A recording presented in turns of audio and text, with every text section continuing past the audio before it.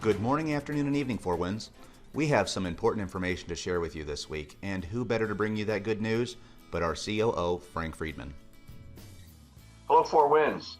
I wanted to take some time today to talk about a few things. First, I wanted to give you an update on business. We opened our doors back up in June a year ago, and we were shocked by the number of guests that showed up from day one. At first, we thought it could be just cabin fever, and it could possibly slow down. But it hasn't slowed down, not a little bit. The door counts just keep going up. It's one of the ways we measure our success. That is by how many people come through the front door. Now, this occurred because we trusted and relied on each other. The foundation that we've built up over all these years is important, and it's about you. Our culture sets us up for success. The fact that we've built our brand on service, on cleanliness, and on great people, that's you, has really proven to be the reason our guests continue to come back to Four Winds and why the brand is so successful. As most of you have heard, we have recently relaxed our property-wide COVID protocols. Guests are still recommended to wear a mask even if they have been vaccinated, but only required to do so if they have not, and it is the honor system. And we're pleased to say that those same protocols are now available for our employees. That's you. So you don't have to wear a mask if you're not comfortable wearing one, you don't want to wear one, and you've been vaccinated. We're asking you to leave one on if you have not been vaccinated, and it is more safe if you do. So please, again, the honor system there as well. But we never thought this day would come. It's been a long time, and you've done a terrific job working, in a hard environment between the masks, and the plexiglass, and everything else that's out there. The restaurants, the capacity for the restaurants, the capacity for Silver Creek, all that's going to get lifted as of July 1st.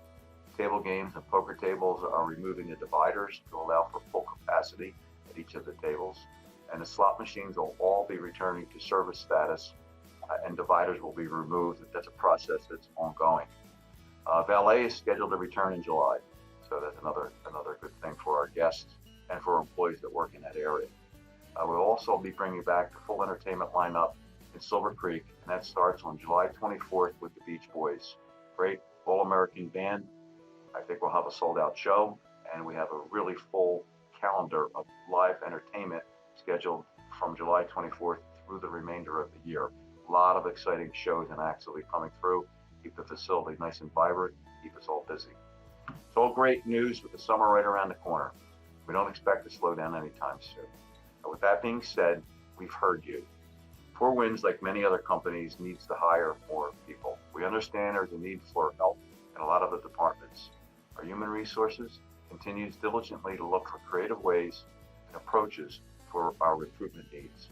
Some of these include job fairs, initiating bonus incentives, and higher starting wages. To this point, we've already reviewed over 81 classifications that have affected over 1,200 employees. We're doing everything we can to make Four Winds remain the premier employer in the region. With the help of our marketing team, we have ramped up our advertisements on the radio, and newspapers, billboards, and television acts in multiple markets. And remember, if you refer a friend, and you and the friend may both be eligible for referral bonuses. So it's in everybody's best interest to try to help us with this initiative of getting our staffing levels up to where they need to be. The past 2 weeks, we've seen the trend start to go in the other direction. That trend is that more people are coming on board than are leaving. That's a good thing. Hopefully we see more of that. With all of these hiring incentives, it's important to remember to recognize all the hard work that you folks have done. Please be aware that the Employee Incentive Program that allows for a $200 quarterly bonus payment if we hit our projected numbers has now been enhanced. So we put a second tier, and the second tier is at $500.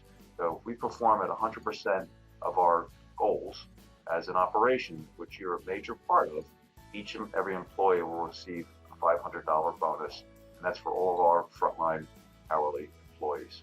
Additionally, we're very pleased to announce that the previously suspended Management Incentive Program will be reinstated for the remainder of this year while the board works on a new Management Incentive Program that'll start back up in 2022. All very, very good news. Thank you to the board. They recognize your hard work every single day. They ask that I extend a big thank you on their behalf. We anticipate that things will continue the way they are right now. What does that mean? It means the general public is becoming more and more comfortable going out.